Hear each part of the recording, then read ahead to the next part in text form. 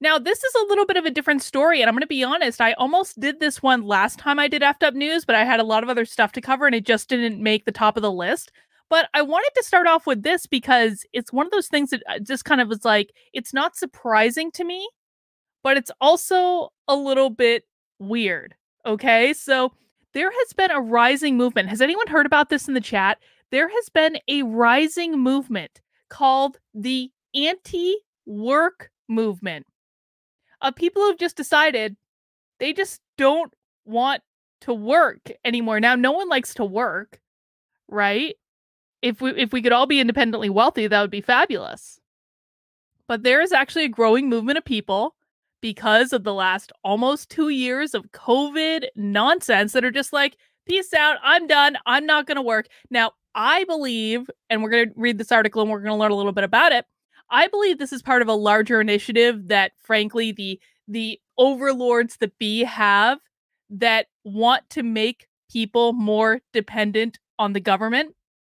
So I believe this is going to play right into exactly what the woke left are doing. But let's take a look at this article from Business Insider inside the rise of anti-work, a worker strike that wants to turn the labor shortage into a new American dream. Larry had a vision after he graduated from college. He and his then wife were going to be a power couple. They were actually going to actualize their American dream. They'd buy a house in the suburbs, go on vacation every 2 years. That vision of the perfect life eventually shattered. His then wife saw through the illusion of work, he said, and quit to take care of their children and elderly father. It took him a little bit longer to get there. It's something that someone else planted in our minds, Larry, whose last name is known to Business Insider. Now Larry, 52, doesn't work.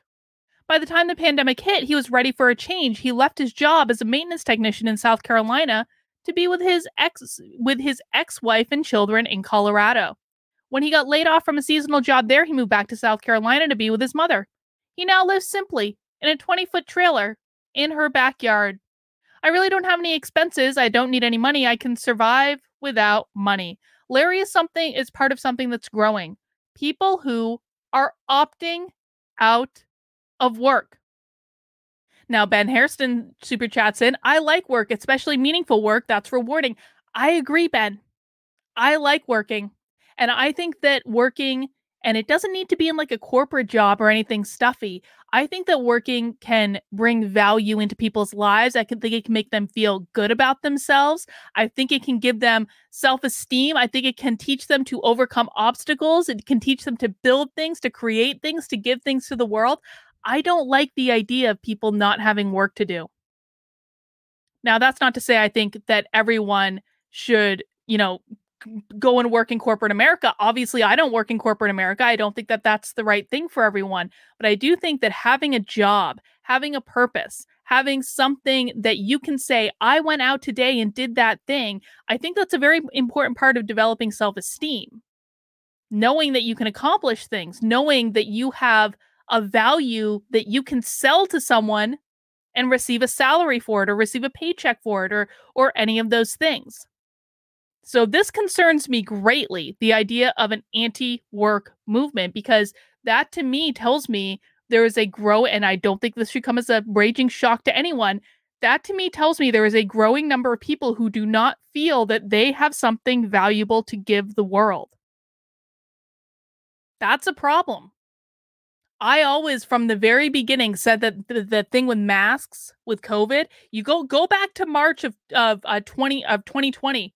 You'll find videos from me saying these masks are going to be a problem because it's going to reduce people's self-esteem. It's going to reduce people's self-worth. When you wear something over the thing that you use to express yourself all day, every day, you're going to be much less inclined to express yourself. Why does that matter in relation to this? Because our ability to express ourselves is directly related to how we feel about ourselves. It's the same thing with this. Our ability to go out there and say, I have value in the world. I can charge money for my knowledge or my labor or whatever it is. That's going to impact how we feel about ourselves. I think that one of the best things that we could do to fight the woke left and the culture revolution that we are engaged in the country right now is to build up people's self-esteem, to make them feel good about themselves, to empower them, to help them know that they can do more. The biggest enemy the woke left would have is an empowered population that stands up for what they want and says, no, I am worth more than this. Let's keep reading this article. Some of them call it anti-work.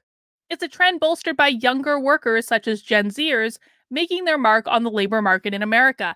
It looks similar to youth-led movements. Oh, isn't this funny? Check this out.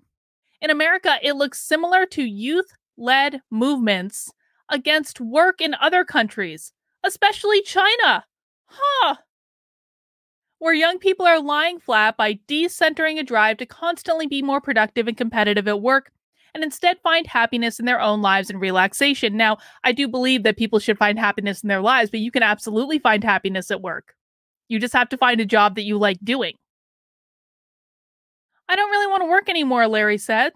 I don't want to have any meetings, no deadlines, no goals, no quarter, no seminar. I don't want none of that stuff anymore. A rising disillusion around the state of work has spawned millions of Larrys over the last year. People have been quitting their jobs at record rates for 6 months in a row now, and many aren't going back. That's because for some, work doesn't seem to be worth it anymore. Wages have been on the decline for decades, while student debt is on the rise, blah, blah, blah, blah, blah. And then came the pandemic.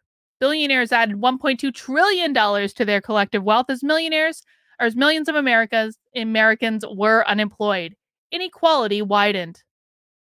The stories of those in the anti-work movement provide some of the answers to why there's an ongoing labor shortages. If you don't think that the employer mandates had something to do with this too, employers showed employees exactly how little they value them with and I know that OSHA is not enforcing the vaccine mandate anymore, but employers who fired perfectly good employees over vaccination showed every single one of their employees exactly how expendable they are, exactly how little they are worth. If any of you worked for an employer that fired anyone over vaccination, I would have a second guess about working for them. They've literally shown you that they are willing to fire you over actions that have absolutely nothing to do with your ability to do the job. They've shown you their cards. They've shown you if you don't bend the knee and take whatever political position we want, we will terminate you no matter if you showed up and did a good job or not. There are a lot of factors that are leading to this, and I don't think any of them are good. Check this out, though. This is not a small number of people. The Reddit group r/antiwork has garnered 1 million followers since it first began in 2013. Half of those joined in October 2021 alone. That means that tens of thousands of people, if not more, visit the group daily. Look at this. Look at this. Boop. Through the roof. A lot of people mistake anti-work for being lazy and like nothing has to ever get done, one moderator told Business Insider. But the truth of the matter about anti-work and everything surrounding it is that obviously things have to get done, but the current structure in which things get done and the way in which capital flows as they get done is unfair and should be non-existent. Critical race theory is not about race. Critical race theory is about power. Critical race theory is about dismantling the system. That is what the woke left want. It is not about race. It's not about whiteness. It's only about power. The greatest enemy that the woke left have is capitalism. Capitalism. This is all part of this. This is directly related to what we've seen in terms of critical race theory in the schools, in terms of critical race theory in the workplace. All of this is related because their ultimate goal will always and forever be to dismantle capitalism. That's their target. Cade, a Gen Z worker in Kansas, is one of the people who turned to r/anti-work and posted after he quit his job as a service worker. He'd been considering quitting for a while, but he was pushed over the edge after his bosses posted a sign telling workers they couldn't use their phones during shifts. Oh no, not that. And if they were caught with their phones, they would be confiscated. I never really see anyone not doing work on their phones, Cade said. He added he didn't think management should have the right to take his personal property. Cade is not going to do very well in the professional world with that attitude, I'll tell you what. Cade said he first started seeing posts from r/antiwork a few months ago, and that reading people's accounts of quitting and learning about the ways they're rethinking work factored into his own decision to quit. He's already had at least one interview for a new job and has a little bit of savings built up to keep him afloat in the meantime. I think I felt like I could be part of a bigger movement. I didn't want to put up with this stuff. It's also where Caitlin, a fellow Gen Zer, went to post after she quit her job in food service to pursue woodworking full time. The group helped her to see that she's not alone. She thought issues like understaffing and long hours were just her workplace. Now, what they're talking about is different. They're talking about finding a fulfilling work environment. Well, best of luck to them because it's hard right now. I'm not going to lie, guys. It's hard right now. If I had to go get a real job and not work for myself, I don't know what I would do. I'd be miserable. I genuinely feel for everyone that goes out there and does it every single day. I do. I'm so blessed to be in the position I'm in. But what they're talking about is finding a fulfilling work environment. And if you want to find a fulfilling work environment, it is absolutely possible. You do need to be honest with yourself about the type of work that you want to do, the type of stuff that would make you happy, but it is absolutely possible. Like many aspects of the economy, the rising sentiment against working and the conditions crafted over the past couple decades have been jolted by the pandemic. Low-wage workers were labeled essential, but even their small hazard pay hikes ended after a few months. Some employers seem shocked by shortages, by workers turning the table and ghosting them. Insider's Grace Dean reported that a barbecue restaurant in Florida shuttered after only being able to retain 4 employees. Damn you, pandemic and the political machine, for making it more appealing to not work than to be an active part of the workforce in our country. And this is a really good point. Because again, the enhanced unemployment benefits made it really appealing for a lot of people to just sit on their butts at home and do nothing. They could have used that time, by the way, to start a side hustle. I don't know why more people didn't use that whole year of enhanced unemployment benefits to start a side hustle of some sort. It's what I would have done. Let's see. But the rise of anti-work doesn't come as a surprise to Steve Rowland, the host of Retail Warzone, a podcast chronicling retail horror stories. One of the things that really kind of pushed it that way was all the stupid signs that were getting hung up on the doors. No one wants to work, unemployment benefits, etc., etc. I think that when that started happening, it forced people to kind of educate themselves about what's going on. It did definitely become a workers' market at that point. That's absolutely true. I think the newest generation reshaping the workforce may also play a pivotal role in the rise of demanding better conditions. I think that has a lot to do with Gen Z, Cade says. They aren't going to put up with their employer's crap anymore. Okay, let's see how that goes. Either way, workers said that employers should take heed. Rowland predicts that come December, there could be a massive shift as the pandemic, supply chain issues, and unruly customers come to a head. It's going to be about a workforce that is finally going to be like, we've had enough. I don't think they're wrong. I don't think that's wrong. And Cade said if they keep quitting at this rate, employers are just going to have people to run their businesses and they're going to go bankrupt and or have to shut down or change their ways. That's probably not how that's going to work, but okay. Listen, so the whole idea of this is being able to be free, to be able to pursue the life you want to pursue. That's what's in these kids' heads when they're quitting their jobs, right? But what I want everyone here to hear is I'm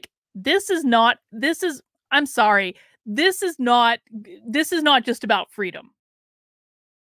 That's not what this is really about. You can create your own job. There's never been a better time to create your own job. There's never been a better time because you can work virtually. Employers are going to be much more flexible now. There's so much opportunity to do that within the current system that's set up. What these people are saying is, I just don't want to work anymore and I don't want to follow rules and I don't want to do anything hard. And if they ask me to do anything hard, I'm just not going to do it. I'm just going to quit and follow my bliss and go do woodworking, things like that.